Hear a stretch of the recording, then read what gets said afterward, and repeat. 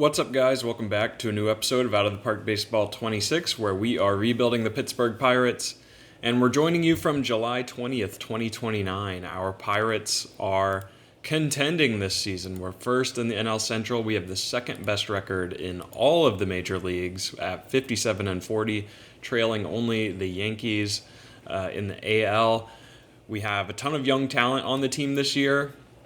And I think we're really built to contend. So in today's episode, we're on the precipice of the trade deadline here. We're sitting at like middle July.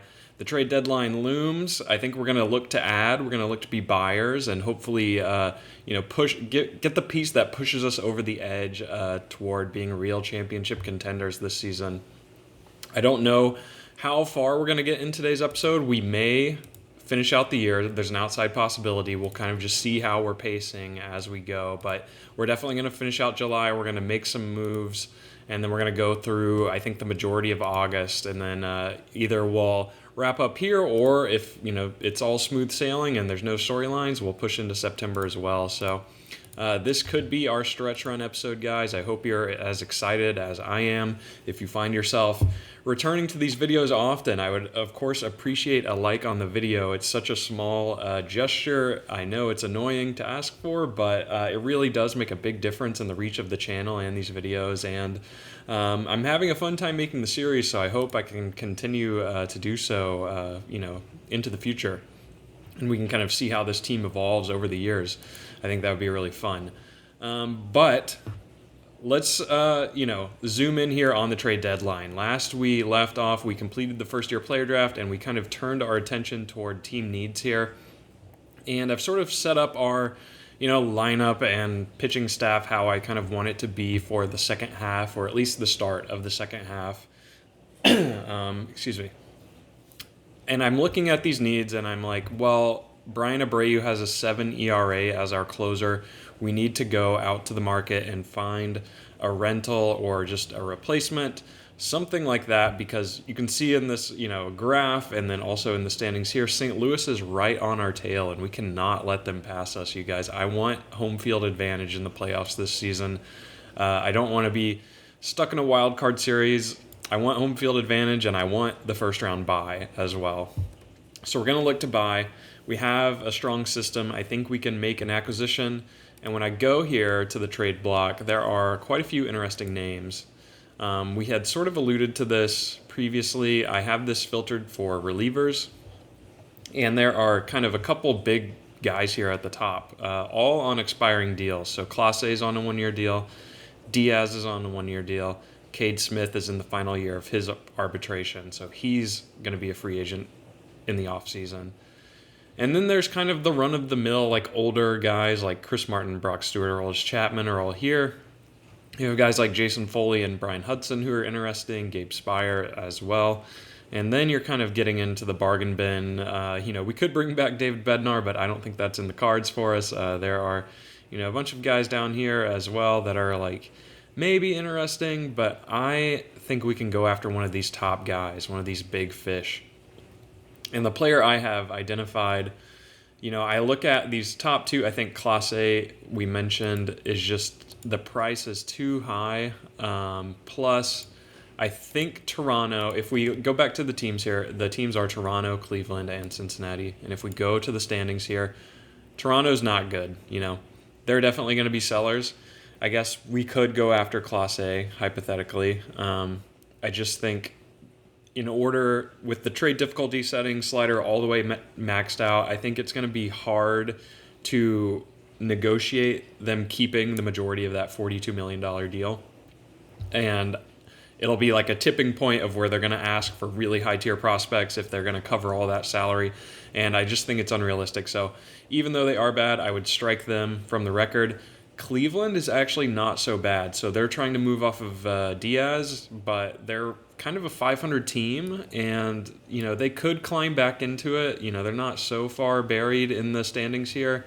They're kind of middle of the pack. So if they were to get hot, it's potentially feasible that he could be an asset to their team, and it doesn't make sense to trade. And if you look at Cincinnati, they're trying to deal Cade Smith. They are 14 back of us in the division, and they have had really rough months here. If you go into their team stats, the last couple of months they had a 28 win percentage in June, and they're up to 38 here so far halfway through July. So they've really been sliding. I'm not exactly sure why. Their pitching is very weak as a whole. So I'm kind of thinking they make sense as a trade partner. I think we can pull Cade Smith out of there, and it won't be all that expensive for us. So I've done some investigating off recording on potential deals. I haven't had anything accepted yet, but I have a pending offer that I was going to do with you on camera because I kind of want to get it started now. Like, guys are already starting to be dealt. We've had trades for Felix Bautista, who got moved for Malachi Witherspoon. And there was also this deal where Aaron Ashby was sent to Atlanta. So teams are already moving, and I don't want Cade Smith to be dealt before we can jump on the opportunity. And given today is presumably like an off day, transition day, like we can bring him in on the calendar. We're not in the middle of a series or anything.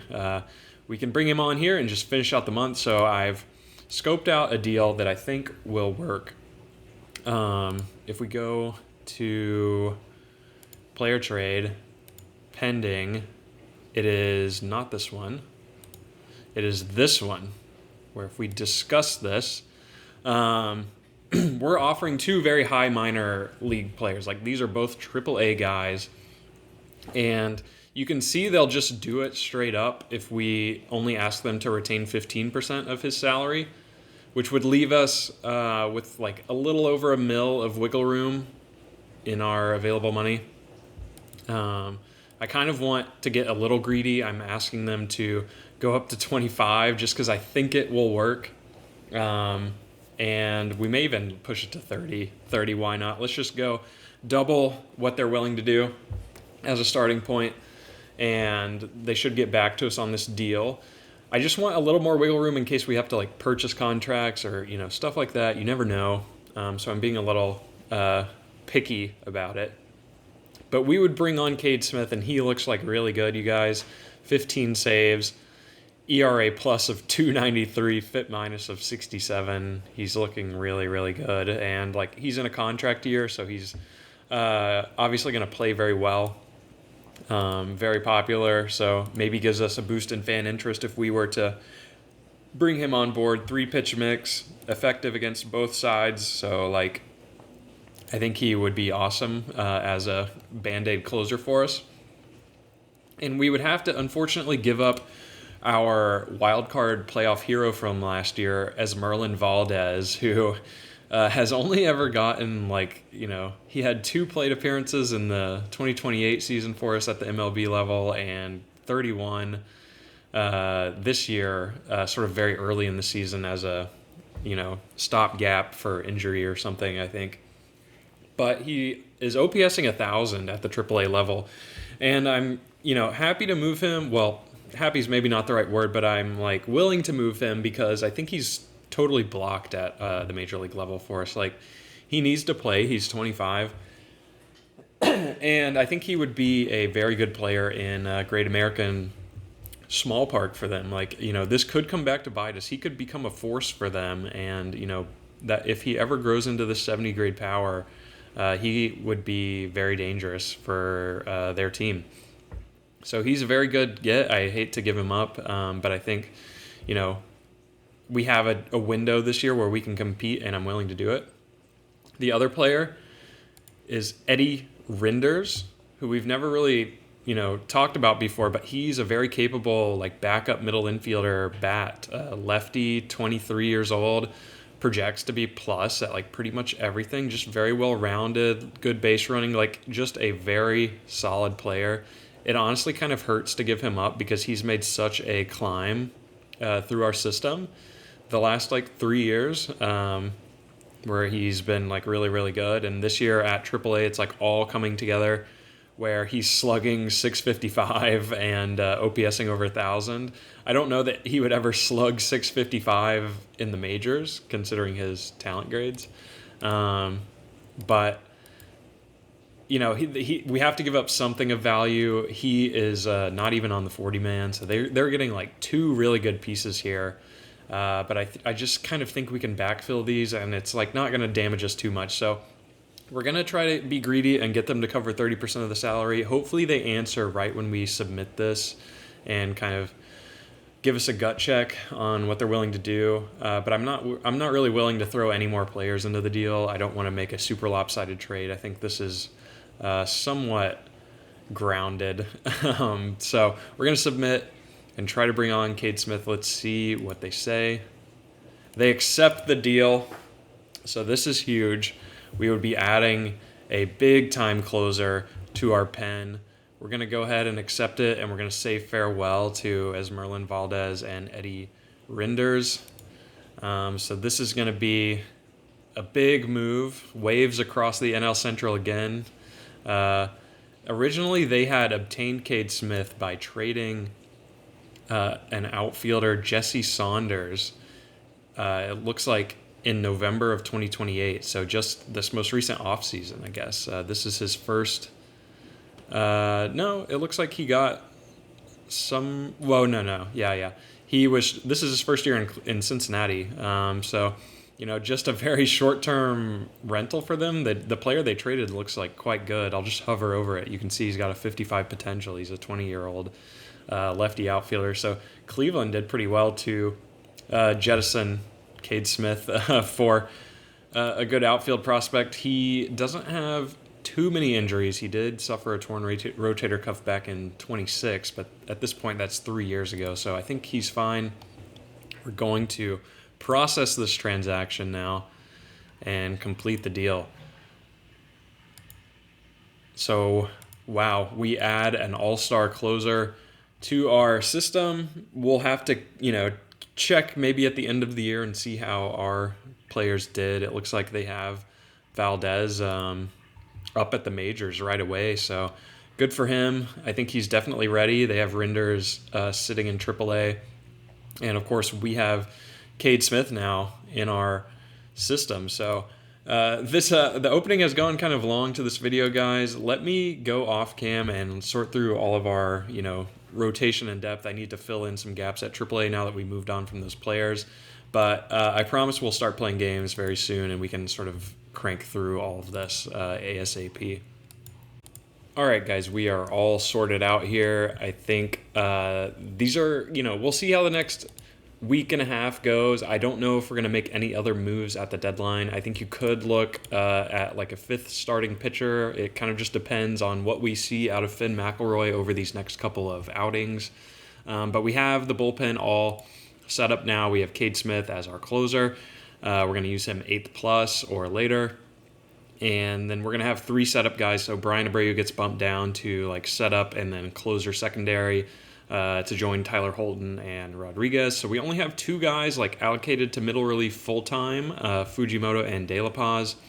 But we have Jonathan Santucci doubling as middle relief, and Tyler Holton is doubling as middle relief as well.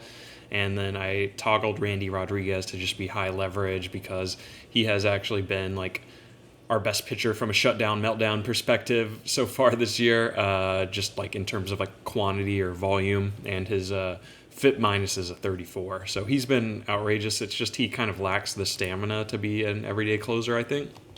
But we're going to use him in that high leverage spot and kind of see how this runs. I mean, I think we're, looking good across the board here. We set up all of our AAA rosters there, off cam, so no issues there.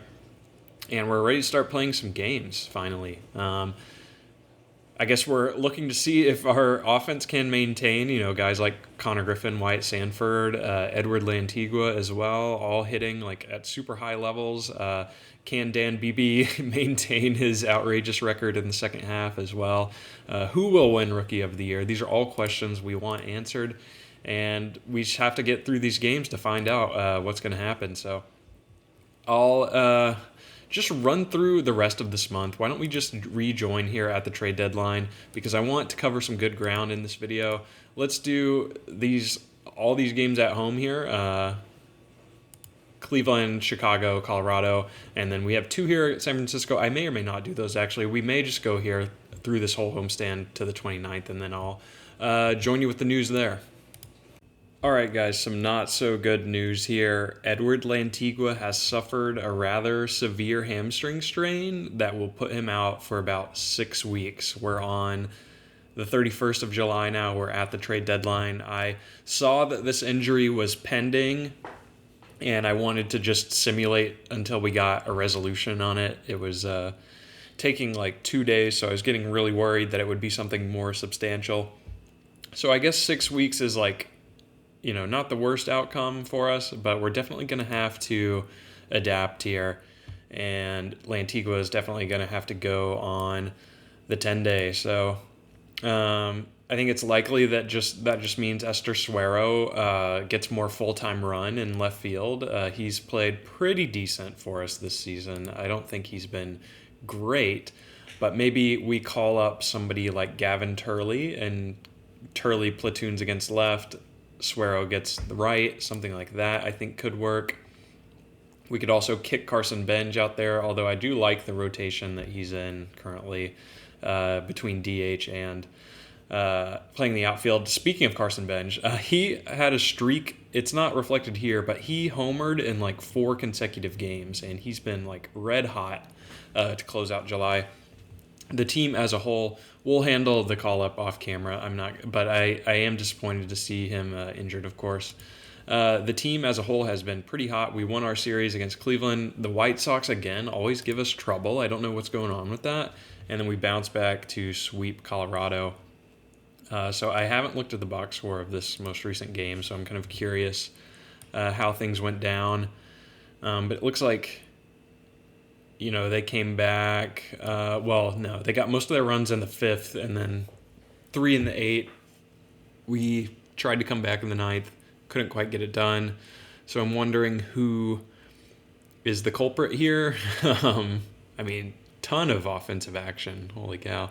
Fujimoto got touched up, unfortunately. Finn McElroy did not have a good outing. He's kind of on like an every other streak right now, where, he had a 60-game score, a 70-game score, back down to a 34-game score. So I don't know that I kind of think we're just going to ride with him. When I think about where we're positioned here at the trade deadline, I guess it's possible that, we could look to acquire an arm. Like, I looked at Reed Detmers. I don't like that he is on a multi-year deal. I would want somebody who's like more rentally, and I already think we've sort of bought enough at this deadline. Like, I kind of want to keep it within our means. We have like no money available to us, and I don't think a 5th starter is all that important for us. So our top 4 have been, pretty steady. Jared Jones, obviously the exception. But they've been mostly steady, and I think we're good to just roll with Cade Smith as our closer here. You can see he hasn't been all that good. I mean, he's only appeared in 4 games for us, and one of them he blew, but the other 3 he shut down. So kind of just settling in, getting his feet under him. But so far so good. In terms of standings, you can see here, but we're 2.5 up now on the Cardinals, looking really good here. So we're going to keep pushing along. I think we're going to try to cover a bunch of ground in this video. Like I mentioned, I think we're done at the deadline, so no other pending business here, just more baseball in front of us. So, we've already started the series at San Francisco. So we're going to continue through that, but I think we're going to push pretty deep here into August. I think I want to go all the way until the 12th here against Milwaukee. So we'll wrap our series at San Francisco. We'll stay on the West Coast playing against the Dodgers, and then we come back home to play San Francisco again, and then a divisional series against Milwaukee. So we'll do all of that. I know Arizona Fall League selection date is somewhere in this month, but I don't know when exactly, but we'll make sure to do that as well. Let me get through these games. Like I mentioned, no other trade deadline action for us. We'll go through the 12th here, and I'll rejoin you there with the news on, what we did with the roster, and also I'll look through transactions to see if there were any other notable trade deadline deals across the league. All right, guys, we're moving along here. As you can see, August is off to a great start for us. We have gone 8-3 so far on the month. If we look back to July, though, it was kind of a summer slump for us, 13-11, just kind of right over 500. But we're a little bit over our expected record now. We've gotten a little bit lucky here. Hopefully we maintain our excellent offensive production, and we're really good at base running as well.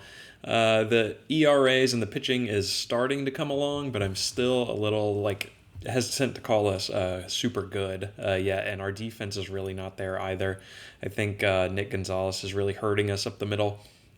But if we take a look at the standings here, we are, sitting pretty well. We've put some distance between us and St. Louis. We're now 6 games up on them.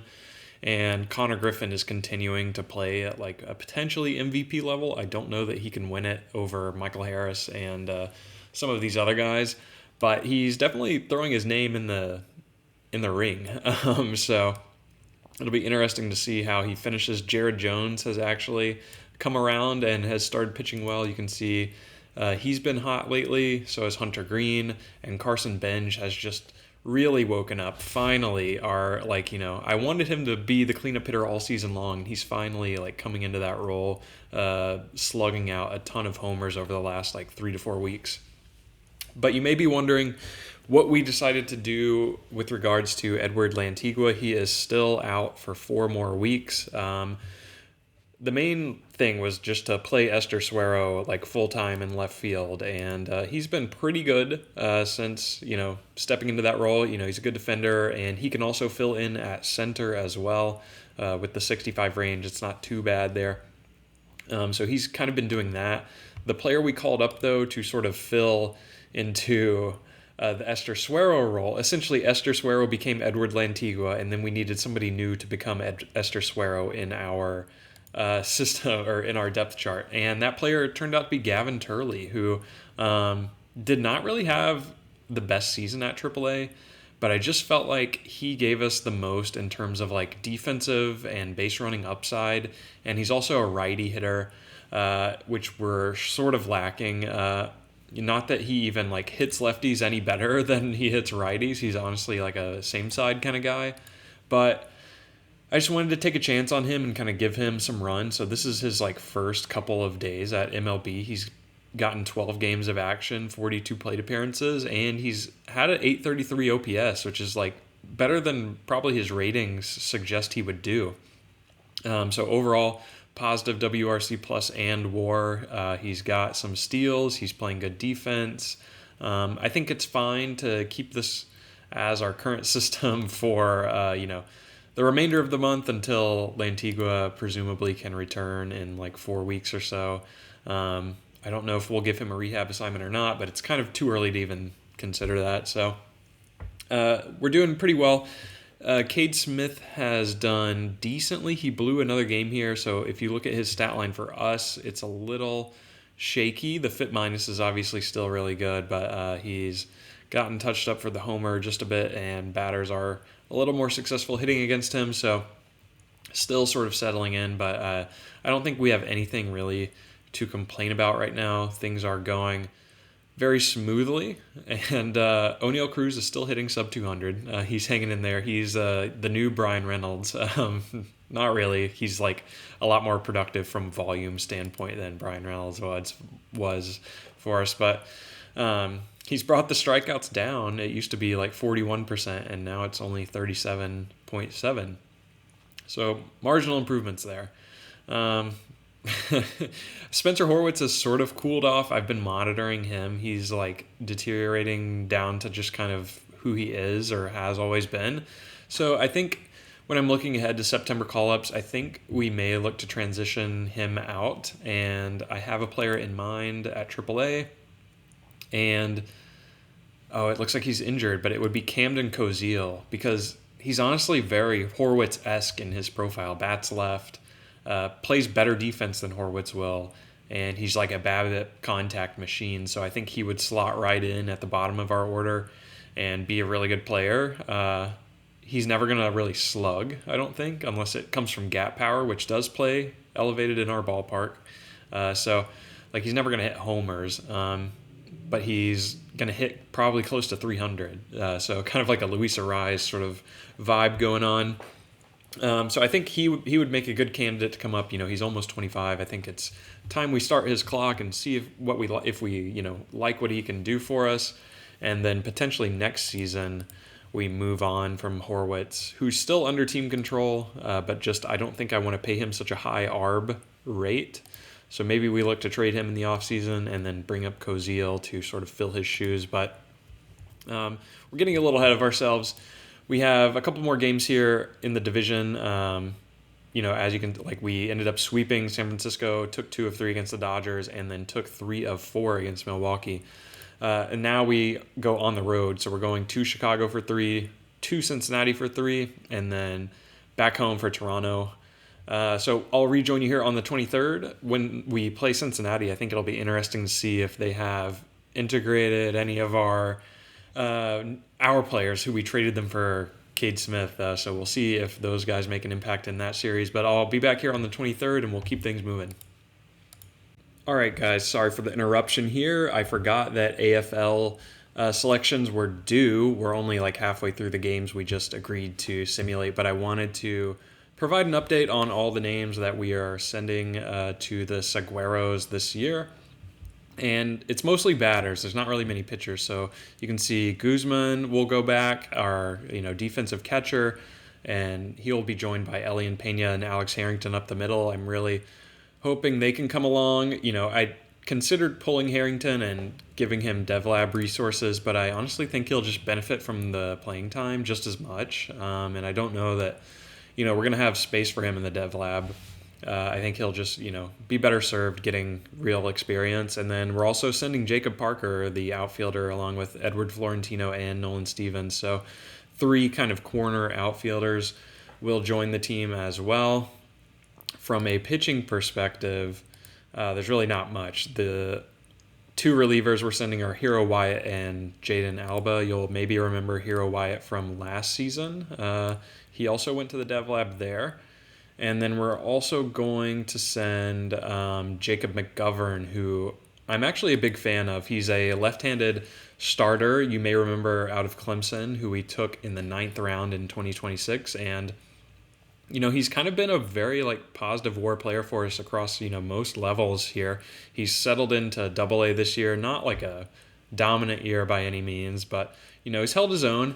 And if you picture all of these ratings kind of fully filled in, it's definitely an intriguing arm to have. So curious to see what he does there. He's almost 25, so it's definitely time to get him out there and get him experience against higher level competition. But this is going to be the plan. I think I'm going to lock this in and move on. We're just going to hit this button and nothing will happen. So that's cool. We will now pivot back to our Pirates, where I have a couple of bits of news that have come across recently.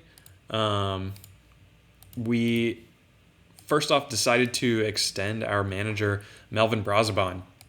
So we kind of talked about this earlier, and I decided to do it. He gets a $200K raise, and he'll be with us for 3 additional years. So he's just very good all around. I have no complaints about him at all. So happy to bring him back, and he has real world Pirates ties. So definitely just kind of a cool bit of lore there. But let me finish out these games. Like I said, we're only kind of halfway through, so I'll come back to you in a couple days after the Toronto series wraps. Okay, guys, back here, and honestly not our best showing. We get swept by the Cubs, only managed to win 2 of 3 against Cincinnati, and then only 1 of 3 against Toronto. So on the whole, the month has sort of regressed back to close to 500 average, 11-9, and it's not so bad, though. We're still holding a decent lead over St. Louis, although they have closed the gap marginally. I think a lot of our guys are kind of going cold a bit. Wyatt Sanford also suffered another tweak injury, so we benched him these final 2 games. against Toronto.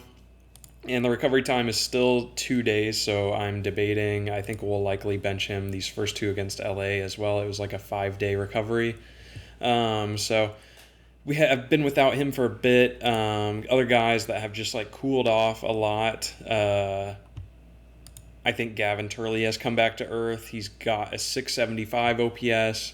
Spencer Horwitz is under 700 now. We're just looking at like the whole year. And then O'Neal Cruz as well is only 628. So kind of some holes in our lineup there. Suero is fine. He's just a 700, like very major league average player for us. But, Benj and Termar have been carrying the load lately. I think Connor Griffin has maybe slowed down just a slight tick off of his insane pace from early in the season. So we're kind of battling the long season here at this point. I made one pitching change that you may find interesting, but I sent down Fujimoto and I just brought back up Olivares for the remainder of the month, or that's my idea at least, because I was looking closer at his numbers, and he immediately goes back to AAA and just becomes the closer, which is cool, I guess. But I was looking at his pitching stats and the monthly splits, and I noticed how awful he was for us in July, and that was carrying into August as well. After he opened the season as a really strong force in our bullpen, he kind of lost it here down the stretch and was giving up a bunch of homers, and guys were starting to hit him more. So I wanted to send him down to just kind of reset. You can see his August numbers are worse when I filter it for just MLB here.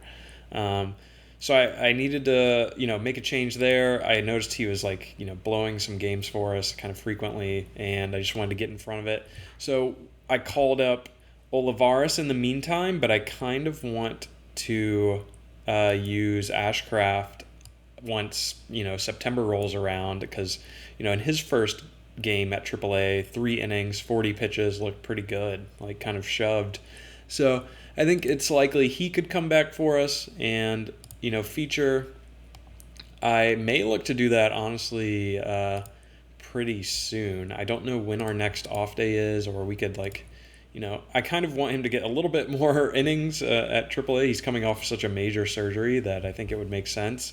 But let's go ahead and wrap up the month here. I'm going to run through these Dodgers games. Then we have 4 really critical games against St. Louis here before we finish with just one against New York on the road. So these games are going to be big. We'll definitely have to make sure we're tuned in for those.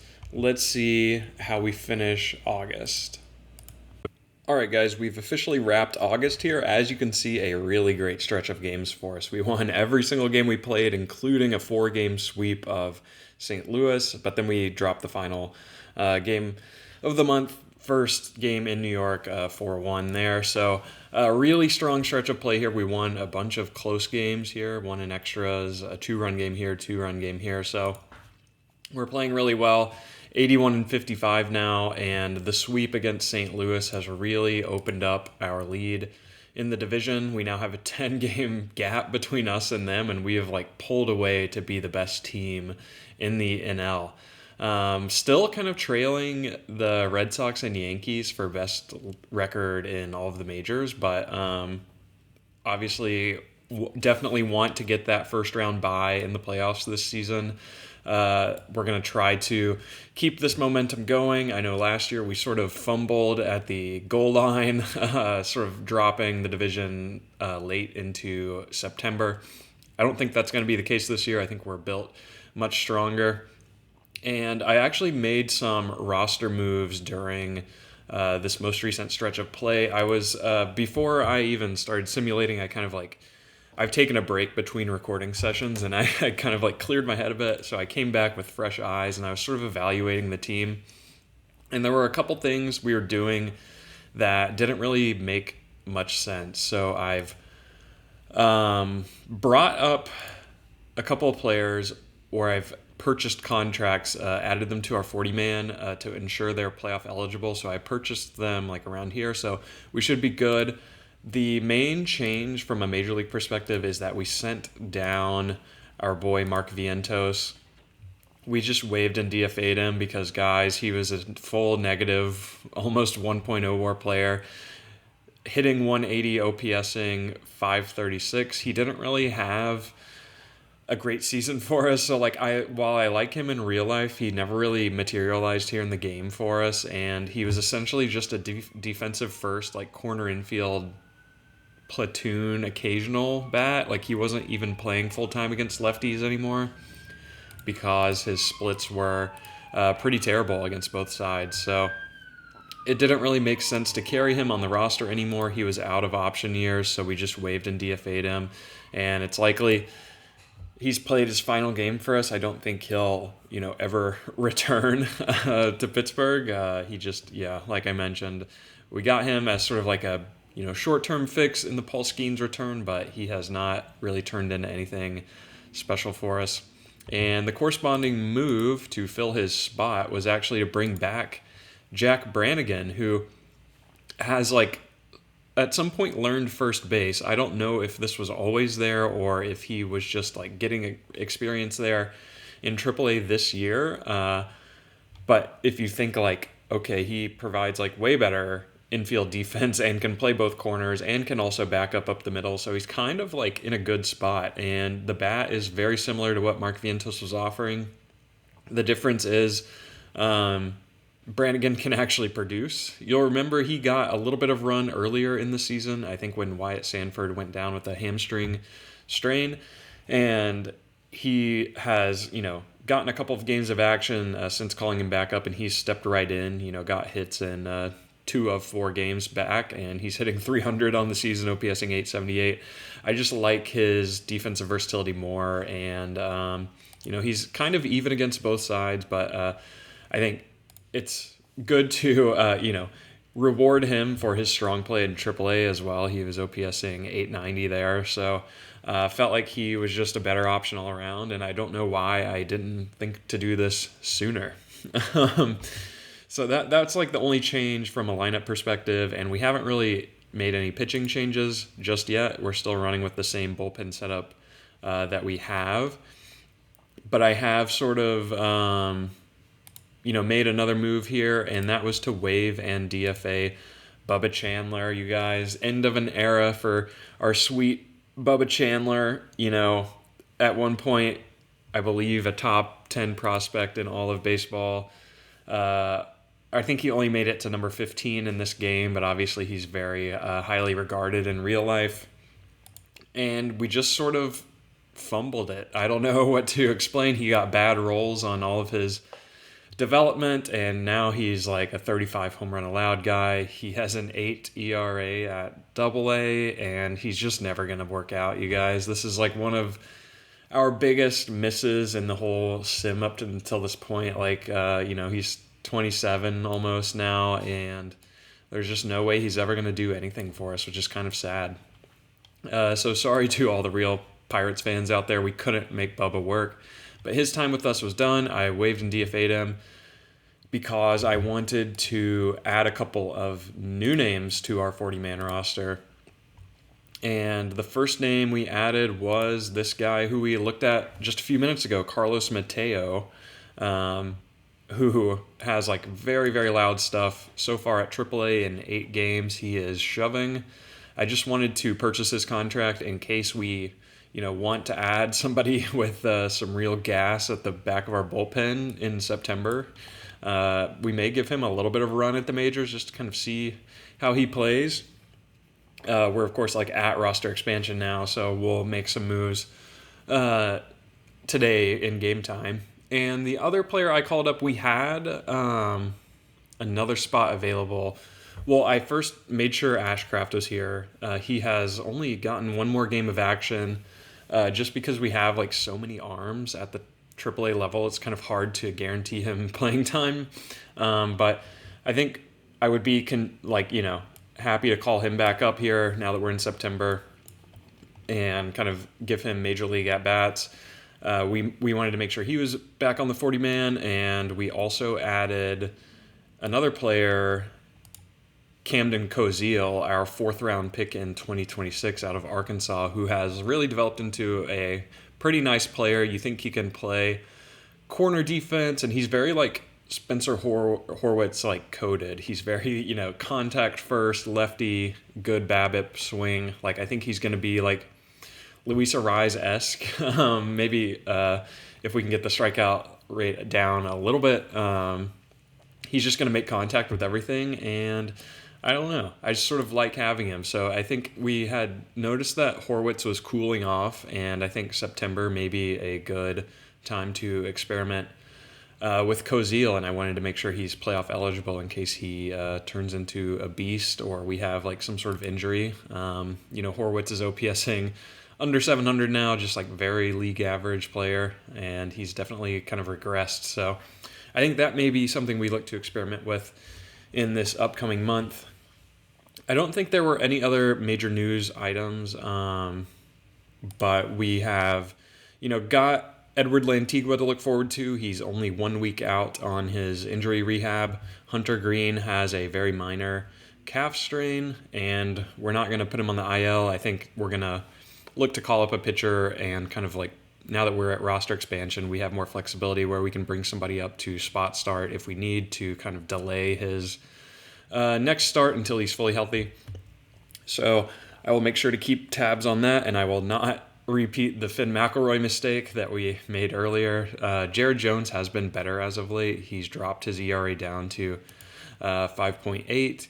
So a couple good game scores here. Obviously, he has one dud here in the middle, but he's kind of just a little bit more volatile. I noticed his control regressed back to a 55. So after that successful offseason program 2 years ago, he's sort of, come back down a bit on his ceiling there. And he's still continuing to lose some of his movement. I'm contemplating making a pitching coach change this offseason to sort of better optimize for all the power pitchers we have at the majors, because he is a power pitcher, Hunter Green is a power pitcher, and Dan Beebe is also a power pitcher. So I think we could, stand to benefit from better coaching there, or not that our current coach is bad, but just more well-suited to our players. Something interesting about Dan Beebe, in his most recent scouting report, his velo gained a tick from 100 plus to 100 plus. So now he's throwing presumably 103 instead of 101, 102, which is crazy. Let's see what his he should rank among the best starting pitching prospects in any organization. So still room to grow. I mean, still more movement and stuff to tap into. He's now got 2 80 grade pitches. We still need to bring the changeup along, but the splitter is starting to get there, and he looks amazing. A couple of other noticeable changes I have seen in the scouting. The team is sort of evolving over time. Omar Alfonso has developed into a captain personality, which I love to see. He's still under team control for quite a while. He's not ARB eligible yet, so he will have 1 more year on the major league minimum, which is awesome for our payroll. But when I think long term, previously Nick Gonzalez was our only captain, and I don't know that he is a major long-term factor for us. He's 30 years old at this point. He's fragile. We have him under control for 1 more season of ARB, but it's going to be pretty expensive. I don't know that we sign him after that 1 year of control. So it's nice to have another captain that we are, we're not going to be captainless. The team is going to have good leadership. And similarly, Hunter Green also developed into a captain. So everyone is taking up leadership roles, very good locker room. Everyone's building off of each other, and guys are stepping up to lead. So, we only have Hunter Green guaranteed for next season, where he's making 17.5, and then after that, it's sort of up to him if he wants to come back or not. But between those two guys, we'll have a captain in any case, and I don't know that there have been any other major developments. So I think we're going to end the episode here, guys. I've sort of thought about it. There's only 1 month of the season left. It could go quickly, but I think we're going to pay attention to the games down the stretch. And I kind of want to save all of that for next episode. So this may have been a shorter one, but I think we made some good progress. We made a major deadline move, and we pushed all the way through August. So hopefully Cade Smith can lead us to playoff success. I loved bringing him on. He has not been like tremendously good for us. I mean, he has a 4 ERA, but the FIP is looking good. He's just getting hit for the homer, and guys are, hitting off of him a little bit more. But I think he's better than what we had with Abreu there, and they're both playing better now in their new roles. So I think we made a lot of improvements to the team, like through that trade, and also the call up of Jack Brannigan, demotion of Mark Vientos, moving around the bullpen. So next episode, we're going to look to finish out the season and kind of see how the playoff tree shapes up. We may do a little bit of stat review as well. So I look forward to doing that with you guys in the next episode. As always, I appreciate you for watching, and I will be back with a new video for you soon.